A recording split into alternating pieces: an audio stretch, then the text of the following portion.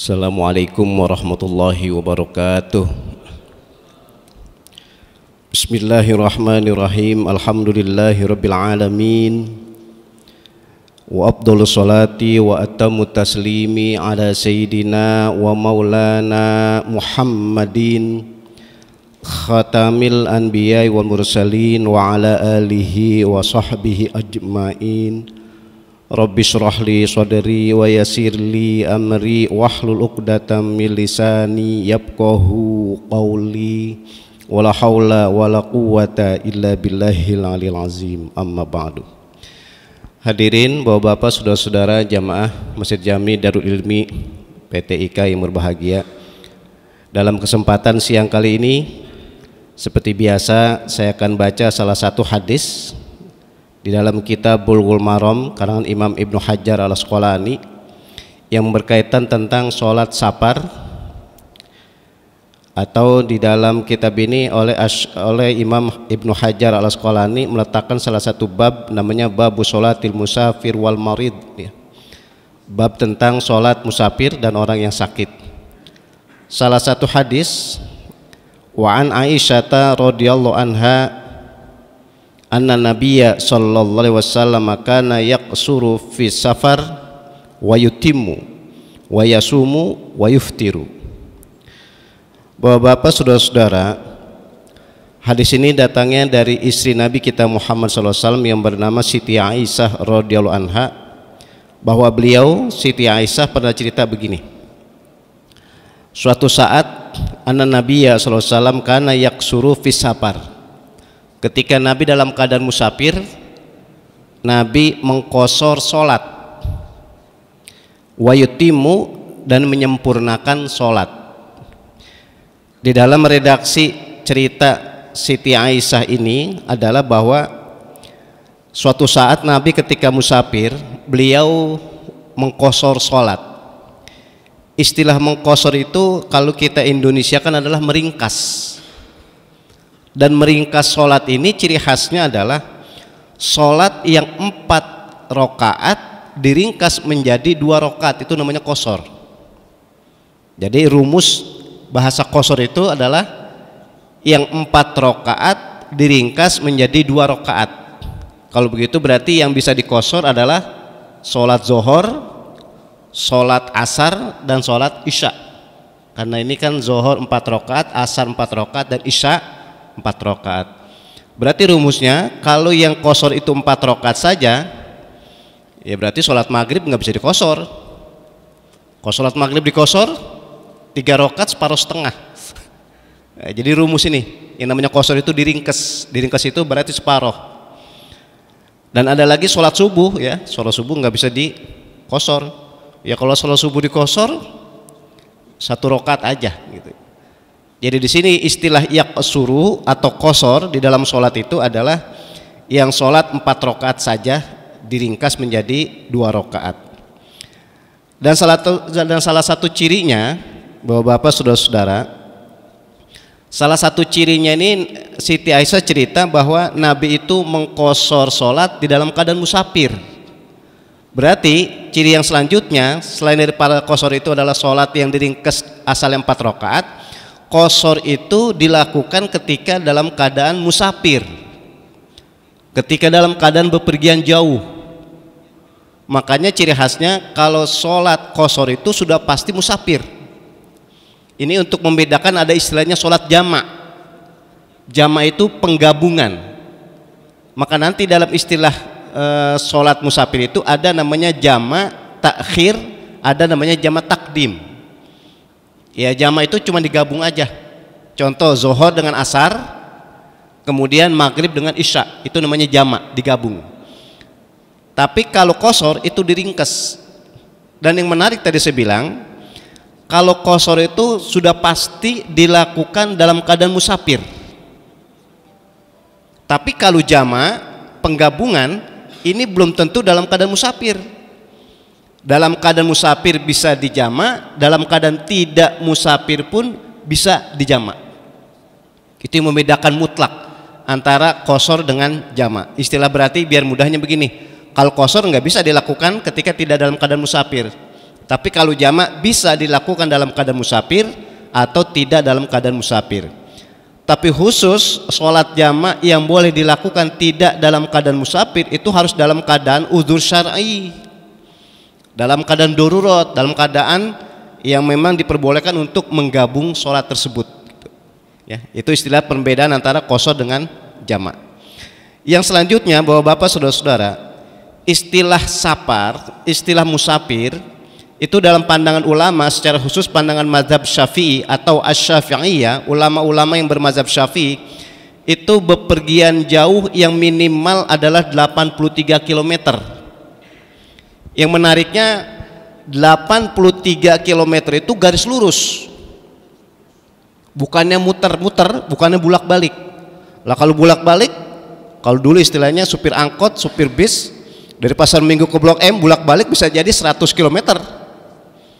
Tapi yang dimaksud bukan 83 km itu muter-muter atau bulak-balik, bukan, akan tapi garis lurus.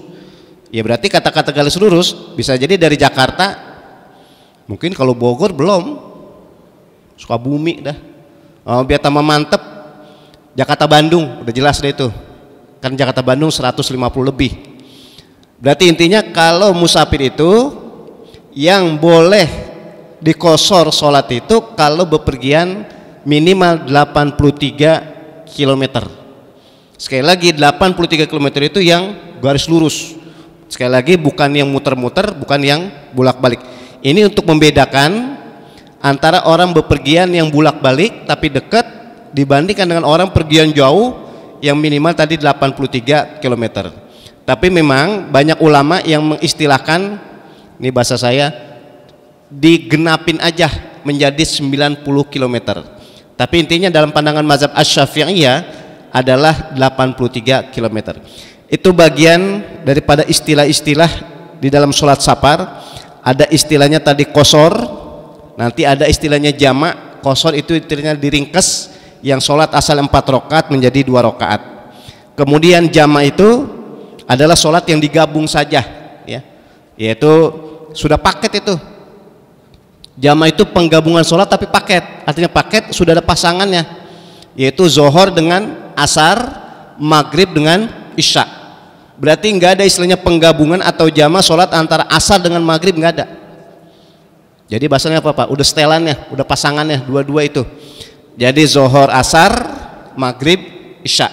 Saya mau istilahkan, saya mau contohin, berarti tadi nggak ada jamak antara asar dengan maghrib gitu. Baik Bapak-bapak, saudara-saudara, itu beberapa istilah, beberapa kesimpulan ketika memahami hadis junjungan kita Nabi besar Muhammad SAW yang menceritakan adalah Siti Aisyah. Itu istilah tadi yaksuru, qasar ya. Yang kedua, Bapak-bapak, saudara-saudara, kata Siti Aisyah, suatu saat Nabi ketika musafir, ketika bepergian jauh adalah yaksuru. Tapi dalam waktu yang lain kata Siti Aisyah wa yutimmu. Nah ini menariknya nih. Jadi satu sisi atau satu waktu Nabi ketika musafir itu sholatnya dikosor, tapi dalam waktu yang lain Nabi tidak mengkosor sholat. Artinya wayutimu, ketika masuk waktu sholat zuhur Nabi Muhammad SAW itu sholat 4 rakaat. Nanti ketemu dengan sholat asar, ya sholat 4 rakaat lagi. Nanti ketemu dengan sholat isya, sholat 4 rakaat lagi. Berarti intinya Nabi dalam keadaan musafir tidak selama-lamanya mengkosor sholat gitu. Dan tidak selama-lamanya Nabi ketika musafir itu menyempurnakan rakaat sholat. Enggak. Ini kan hebat nih, pemahaman yang mendalam buat kita. Berarti intinya orang musafir itu, kita nih pasti kita sudah pernah musafir atau kita akan musafir atau mungkin rutin musafir.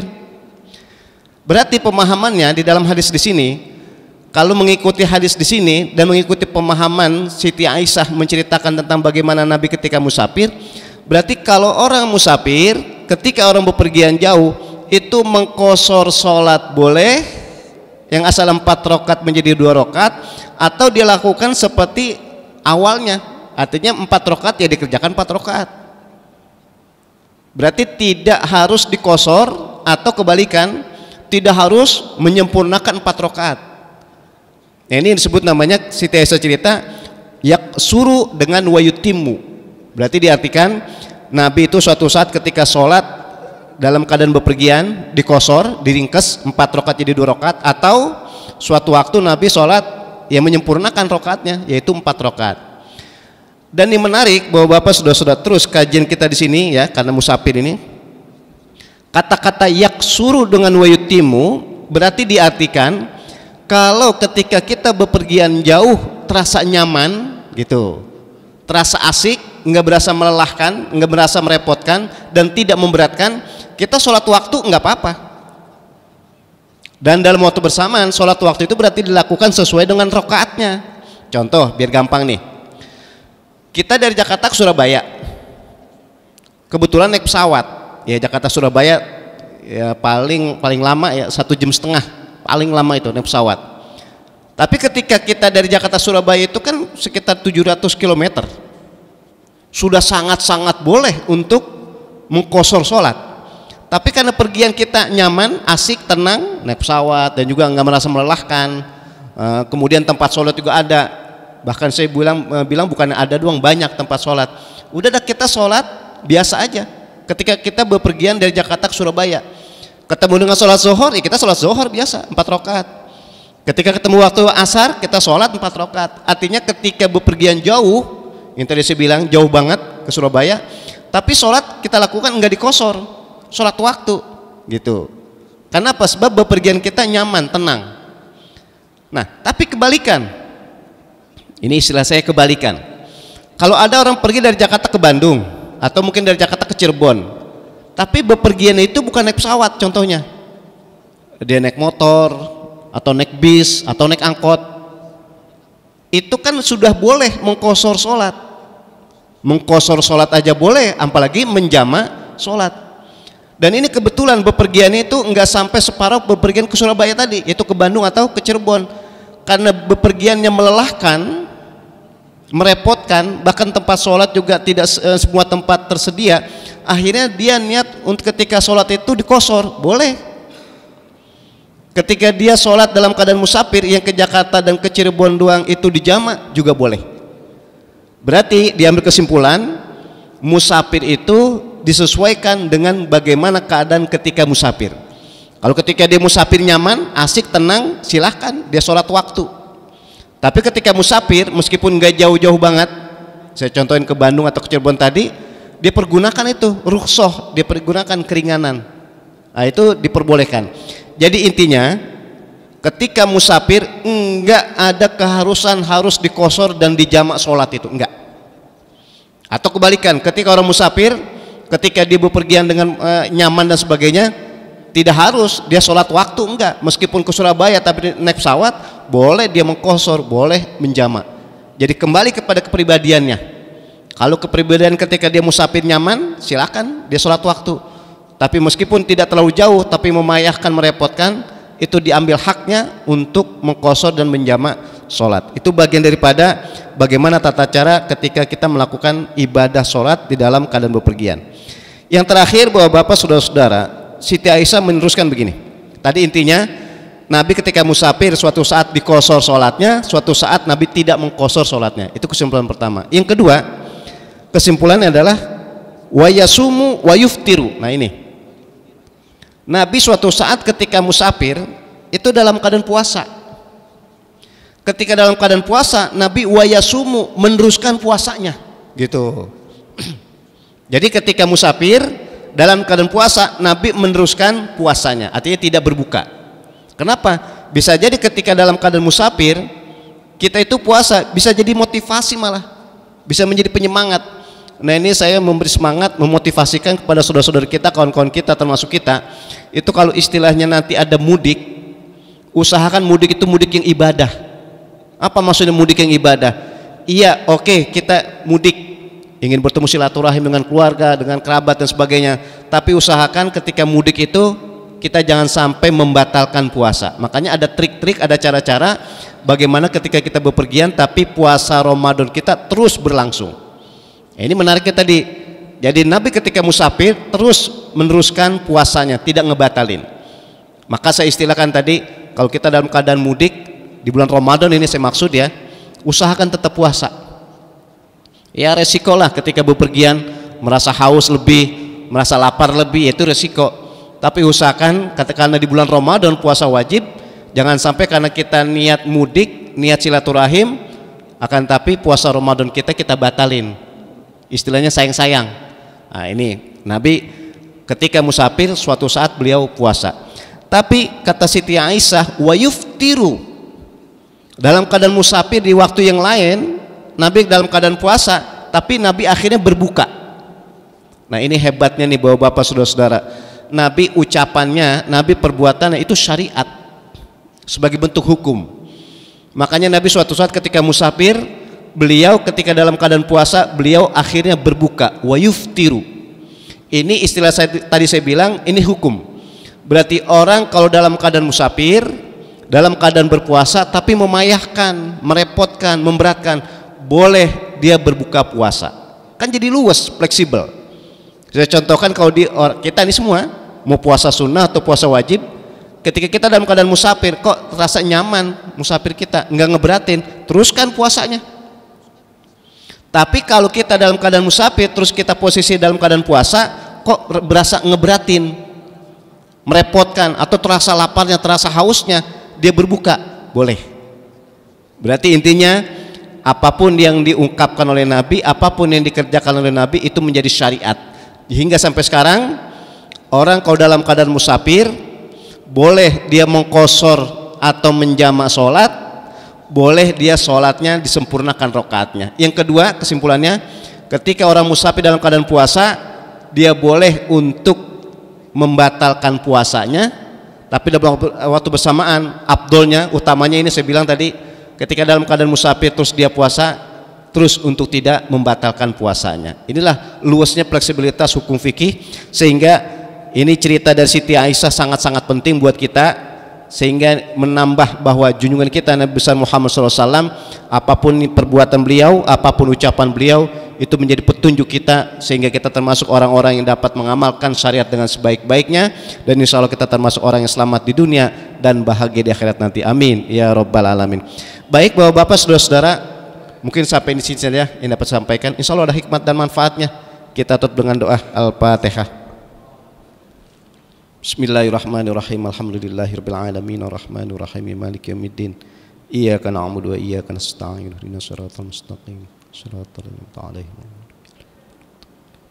Wa'fu anni karim, wa'fu anni karim, wa'fu anni ya mujibas sa'ilin. Allahumma a'inna ala dzikrika wa syukrika wa husni ibadatik. Allahumma ighfir lana dzunubana wa liwalidayna warhamhuma kama rabbayana shighara. Allahumma anfa'na bima 'allamtana wa 'allimna ma yanfa'una wa zidna ilman nafi'an wa 'amalan mutaqabbalan bi rahmatika ya arhamar rahimin. Fadlika dawam fiha subhanakallahumma wa tahiyyatun fiha salam wa akhiru da'wahum alhamdulillahi rabbil alamin. Assalamualaikum warahmatullahi wabarakatuh.